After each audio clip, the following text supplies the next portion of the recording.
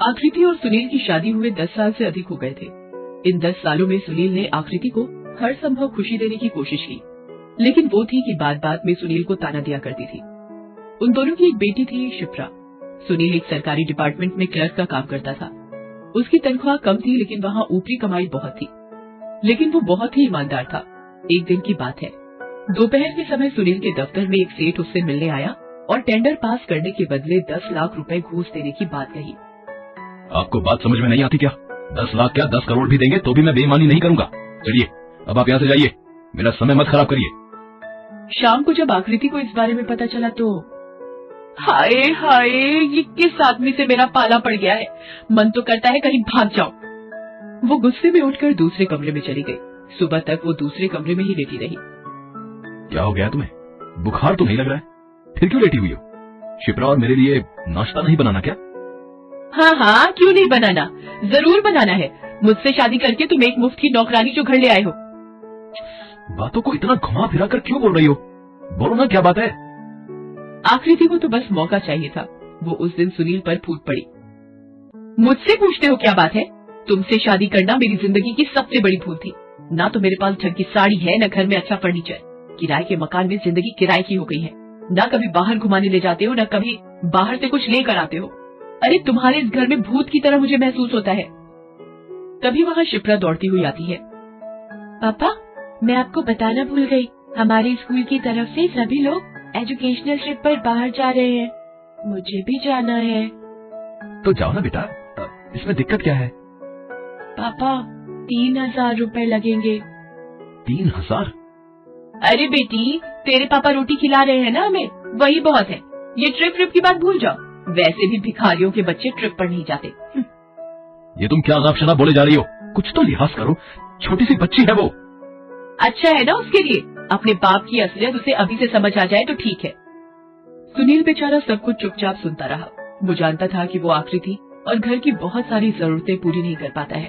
उस दिन वो भूखे पेट ही दफ्तर चला गया।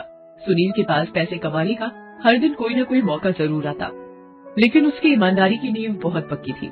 उसी शाम जब वो ऑफिस से घर लौट रहा था तो कई सारे विचार उसके मन में आ रहे थे। वो सोच रहा था कि पता नहीं आकृति का आज कौन सा रूप उसे देखने को मिलेगा, कैसे वो शिप्रा को स्कूल ट्रिप पर जाने के पैसे देगा। इन विचारों में वो इतना खोया हुआ था कि सामने से आ रही कार का उसे पता नहीं लगा और वो उससे टकरा गया। टकराने से वो दूर जा गिरा। उसके सिर में थोड़ी चोट आई और वो बेहोश हो गया। जब उसे होश आया तो वो एक बहुत बड़े अस्पताल में था। उसके सिर पर पट्टी बंधी थी और उसके सामने एक बहुत ही खूबसूरत लड़की बैठी थी।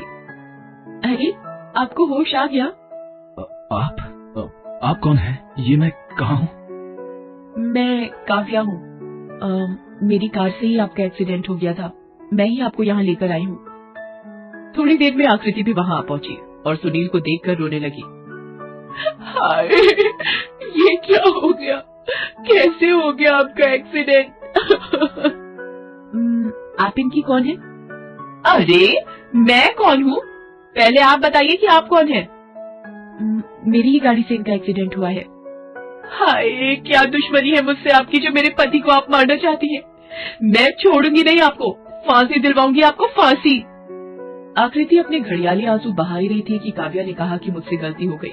अब बात को बढ़ाकर क्या फायदा। उसने आकृति को कहा कि वो उन्हें 2 लाख रुपए देगी।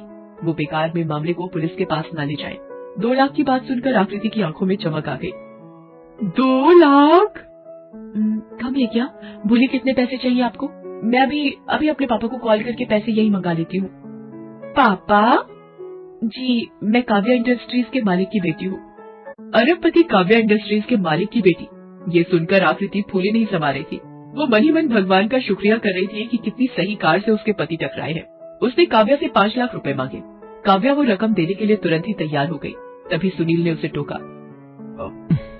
ये तुम क्या कर रही हो आकृति? इस तरह से किसी से सौदा किया जाता है? शर्म आती है मुझे तुम पर। तुम चुप रहो जी, घर में लक्ष्मी आ रही है, उसका रास्ता मत रोको।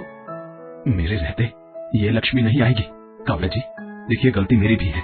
मैं पता नहीं किन विचारों में डूबा था जो आपकी कार से टकरा गया।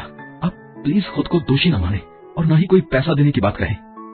सुनील की बात सुनकर आकृति का मुंह बन गया। वो मन ही मन उसे भला बुरा कहने लगी, लेकिन सुनील की ये साफ गोई काव्या के दिल को छू गई। वो मन ही मन उसे प्यार करने लगी। कुछ दिनों बाद सुनील अस्पताल से डिस्चार्ज हो गया। घर आने पर आकृति ने उसे बहुत सुनाया लेकिन शिप्रा अपने पापा को देखकर रोने लगी। पापा, मेरे पापा, आप आ गए। आपके बिना घर बिल्कुल सूना हो गया था पापा। सॉरी बेटा, मैं आपके स्कूल ट्रिप के लिए पैसे नहीं दे पाया। पापा, इस पे सॉरी की क्या बात है? मैंने तो उस दिन ही मना कर दिया था कि मैं नहीं आऊंगी। वैसे भी मुझे स्कूल ट्रिप से ज्यादा मेरे पापा प्यारे हैं। आई लव यू पापा, आई लव यू। शर्म भी नहीं आती तुम्हें? अब हमारी इकलौती बेटी भी छोटी छोटी बातों के लिए समझौता करेगी। सुनील अस्पताल से घर तो आ गया था, लेकिन डॉक्टरों ने उसे कुछ दिन आराम करने की सलाह दी थी। दूसरी ओर काव्या हर पल सुनील के ख्यालों में डूबी रहती। वो उससे मिलना चाहती थी, उससे बातें करना चाहती थी, उसके गले लगना चाहती थी, लेकिन सुनील का शादीशुदा होना उसकी राह में रोड़े की तरह था। लेकिन सुनील के बिना जीना भी तो मुश्किल था। उसके बाद उसने मन ही मन कुछ निर्णय लिया और इस घटना के 1 महीने बाद वो सुनील के घर पहुंच गई। उस समय वो घर पर नहीं था। उसे देखकर सुनील की पत्नी आकृति बहुत खुश हुई।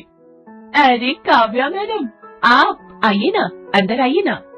घर के अंदर आते ही उसे शिप्रा अपनी छोटी सी गुड़िया से खेलते हुए दिखाई दी। तब काव्या ने अपने साथ लाया हुआ बड़ा सा टेडी उसे दिया। पहले तो उसने वो लेने से इनकार किया, लेकिन अपनी मम्मी के कहने पर ले लिया। आपके पति नहीं है क्या?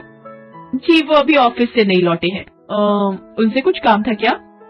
अरे, उस दिन उनके कहने पर आपने पैसे लेने से मना कर दिया, लेकिन मुझे घर जाकर इस बात का एहसास हुआ कि मेरे कारण आपके घर पर कितनी मुसीबत आ गई है, इसलिए ये पैसे मैं लेकर आई हूँ। प्लीज आप अपने हस्बैंड को मत बताइएगा।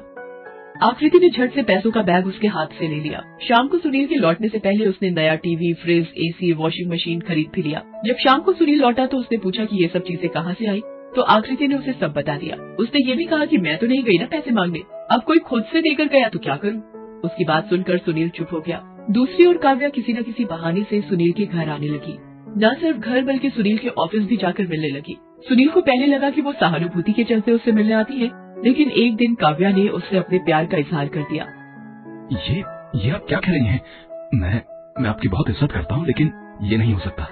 मैं अपनी आकृति के बिना नहीं रह सकता। काव्या के लिए सुनील की नात दर्द भरी थी, लेकिन सुनील का प्यार वो किसी भी कीमत पर छोड़ नहीं सकती थी। काव्या को अब पता चल गया था कि सुनील की पत्नी आकृति सुनील से ज्यादा पैसे से प्यार करती है, इसलिए उसने आकृति के सामने एक प्रस्ताव रखा। 10 करोड़ और एक 3 BHK फ्लैट, और बदले में आप ये चाहती हैं कि आप सुनील के साथ उसकी पत्नी की तरह रहे और मैं उसे छोड़कर उस फ्लैट में शिफ्ट हो जाऊं? अपनी बेटी शिप्रा को भी आपको यही छोड़ना होगा। मंजूर है, मुझे सब मंजूर है। 10 करोड़ में आकृति ने अपने पति का सौदा कर दिया। वो नए फ्लैट में शिफ्ट हो गई। उसे कुछ पता नहीं लगा कि उसने क्या किया है। अब आकृति हर वो काम करती जो अब तक नहीं कर पाई थी। नए नए कपड़े खरीदती, महंगे होटलों में खाती। अब तो उसके पास अपनी महंगी गाड़ी भी थी, तो वो उसमें घूमती। सारी दुनिया उसे अब रंगीन लगने लगी थी। लेकिन 2 महीने बाद ही उसे ये बड़ा सा घर काटने को दौड़ने लगा था। गहने, जेवर सब बीमारी लगने लगे थे। उसे सुनील की बहुत याद आने लगी थी। अपनी बेटी का चेहरा उसके आगे घूमने लगा था। एक रात जब वो सोई तो उसने सपने में देखा कि सुनील बहुत बीमार है। सवेरे जागते ही वो भागी भागी अपने उसी घर में गई। वहाँ जाकर देखा कि सुनील तो बिल्कुल ठीक है। वो किचन में अपने और शिप्रा के लिए नाश्ता बना रहे हैं। सुनील, शिप्रा। आकृति की आवाज सुनकर सुनील दौड़कर उसके पास आया। आकृति, तुम यहाँ? मुझे माफ कर दो सुनील, मैं तुम दोनों के बिना नहीं रह सकती। मुझे नहीं चाहिए पैसा, बंगला, गाड़ी। मैं तुम्हारे साथ 2 रोटी में खुश हूँ। कहाँ है वो काव्या? मैं उसे सब लौटा दूंगी। मैं किसी से तुमको शेयर नहीं कर सकती। आकृति, तो क्या मैं अपने आप को किसी से शेयर कर सकता हूँ? मैं तुमको बहुत प्यार करता हूँ। हाँ, कुछ चीजें मैं नहीं दे पाता, लेकिन कोशिश तो करता हूँ। और जहाँ तक बात रही काव्या की, वो कभी मेरे साथ रहने नहीं आई, क्योंकि मैंने उसे साफ कह दिया कि मेरे शरीर, मेरी आत्मा पर सिर्फ आकृति का अधिकार है। ये सुनकर आकृति ने उसे गले लगा लिया। फिर वो सभी खुशी खुशी रहने